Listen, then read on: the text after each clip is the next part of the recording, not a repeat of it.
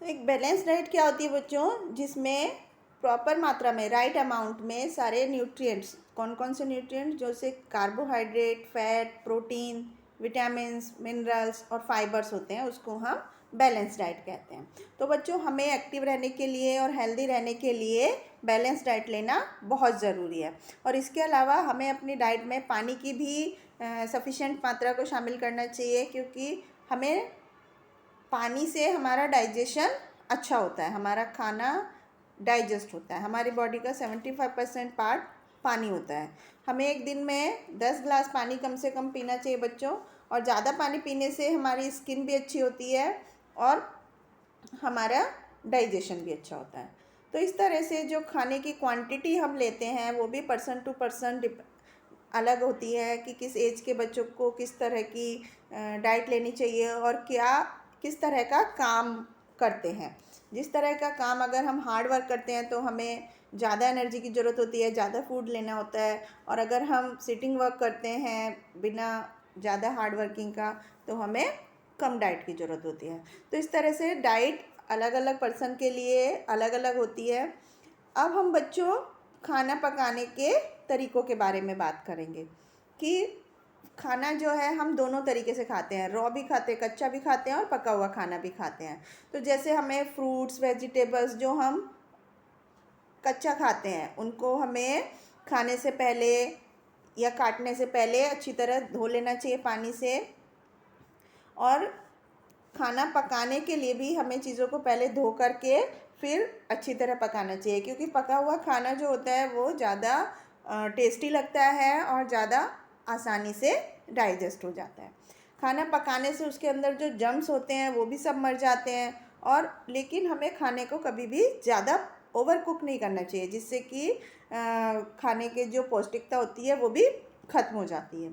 इसलिए अब हम यहाँ पर बहुत सारे खाना पकाने के तरीके होते हैं, उनके बारे में पढ़ेंगे। जैसे कि दालें हैं, आलू हैं, उनको हम उबाल के खा सकते हैं। केक, पिज़्ज़ा, कुछ खाने ऐसे होते हैं जिनको बेक किया जाता है। कुछ खाना होता है जो फ्राई करके हम खाते हैं, जैसे कि पूरी, चिप्स, इस तरह के खाने। तो how do we use food, हमें खाने को किस तरह से इस्तेमाल करना चाहिए। तो बच्चों, हम खाने को ऐसे डायरेक्ट नहीं खा सकते हैं, हमें उनको पहले अपनी बॉडी में यूज़ करने के लिए उसे छोटे फॉर्म में करने की ज़रूरत होती है। तो हम जो अपना खाना जिस फॉर्म में खाते हैं उससे लेकर और डाइजेशन तक हमारे खाने का जो प्रोसेस होता है उसको हम डाइजेशन बोलते हैं। फिर ये जो हमारा शरीर के अंदर जो ब्लड होता है उसमें खाने में से वो जो सॉल्युबल सब्सटेंसेस होते हैं उसको अपने अंदर एब्जॉर्ब कर लेता है। अब हम डाइजेशन के प्रोसेस के बारे में पढ़ते हैं कि डाइजेशन होता किस तरह से है। बच्चों, आप सबको पता है डाइजेस्टिव सिस्टम जो होता है हमारे मुंह से स्टार्ट होता है। हम खाना खाते हैं, सबसे पहले मुंह में हमारा खाना जाता है और मुंह से ही हमारे खाने का डाइजेशन स्टार्ट हो जाता है। मुंह में सलाइवा ग्लैंड होती है, जिसके मिक्स होकर खाना एक पेस्ट के रूप में कन्वर्ट हो जाता है। और फिर वो उसके बाद एलिमेंट्री कैनल जिसको हम बोलते हैं, या फूड पाइप, उसके थ्रू हमारे पेट में जाता है। तो एलिमेंट्री कैनल जो होती है वो बहुत लंबी होती है और एक मसल्स की ट्यूब जैसे स्ट्रक्चर होता है। तो इस तरह से स्टमक के बाद हमारा खाना इंटेस्टाइन्स में जाता है। तो हमारा जो डाइजेशन है वो हमारे माउथ से स्टार्ट होता है और एनस पर ख़त्म होता है।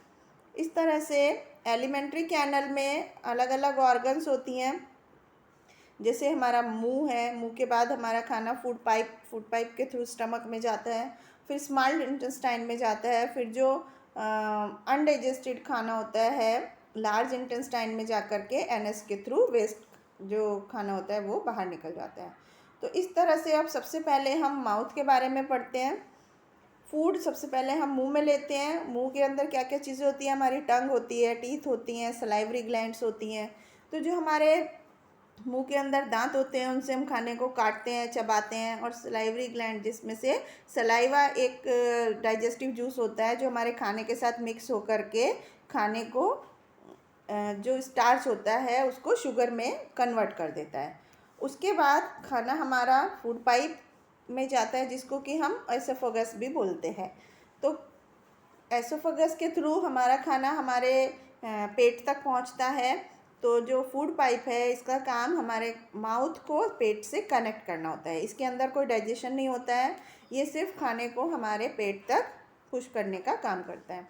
इसके बाद स्टमक होता है, जो कि एक मस्कुलर बैग जैसे स्ट्रक्चर का होता है, और इसके अंदर बहुत सारे डाइजेस्टिव जूसेस होते हैं, जो कि हमारे प्रोटीन को, खाने में जो प्रोटीन होता है उसको डाइजेस्ट करने में हेल्प करते हैं। फूड को हमारे पेट में एकदम महीन महीन कन्वर्ट कर दिया जाता है, पेस्ट की फॉर्म में हमारा खाना हो जाता है सेमी सॉलिड स्टेट में। और उसके बाद हमारा खाना स्मॉल इंटेस्टाइन में जाता है, छोटी आंत जिसको हम बोलते हैं।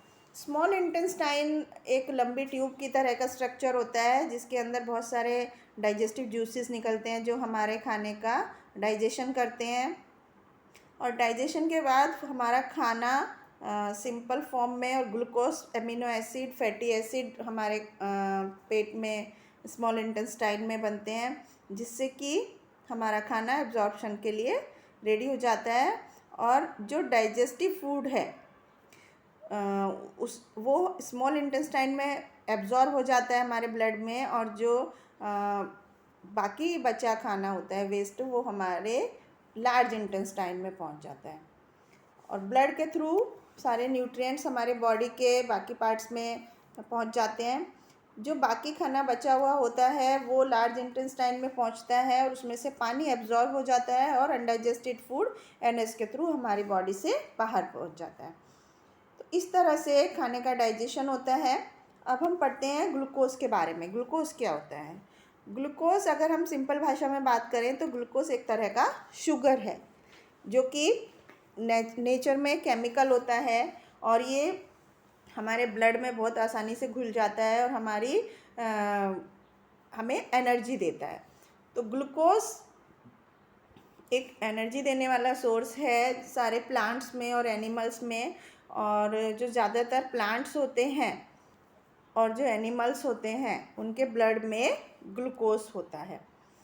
अब हम बच्चों पढ़ते हैं next, need of glucose to patients, कि जो मरीज़ों को ग्लूकोज चढ़ाया जाता है वो क्यों चढ़ाया जाता है। जब एक पर्सन को बहुत ज़्यादा कमजोरी आ जाती है, बीमार हो जाता है, या पानी की कमी हो जाती है, तो डॉक्टर्स उसको ग्लूकोज देते हैं, जिससे कि ब्लड में डायरेक्ट शुगर की मात्रा पहुंचती है। तो इवन घर पर भी हम लोग ORS का घोल पीते हैं जब हमें कोई डायरिया हो जाता है, लूज मोशंस हो जाते हैं। तो ORS में क्या होता है कि 1 चम्मच चीनी को 1 चुटकी नमक के साथ पानी में घोल दिया जाता है। तो यही ग्लूकोज एक बीमार आदमी को ड्रिप के थ्रू भी दिया जाता है। उसकी जो सुई होती है वो हमारे बॉटल से कनेक्ट होती है, और डॉक्टर उस सुई को हमारी वेन में इंसर्ट कर देते हैं, जहाँ से कि ग्लूकोज हमारे ब्लड में बूंद बूंद करके घुलता जाता है, और हमारे ग्लूकोज ब्लड में मिक्स हो जाता है, जिससे पेशेंट को धीरे धीरे एनर्जी आनी शुरू हो जाती है। और इसके अलावा ग्लूकोज पाउडर भी हमारे मार्केट में मिलता है, जिसको हम पानी में घोलकर तुरंत एनर्जी ले सकते हैं।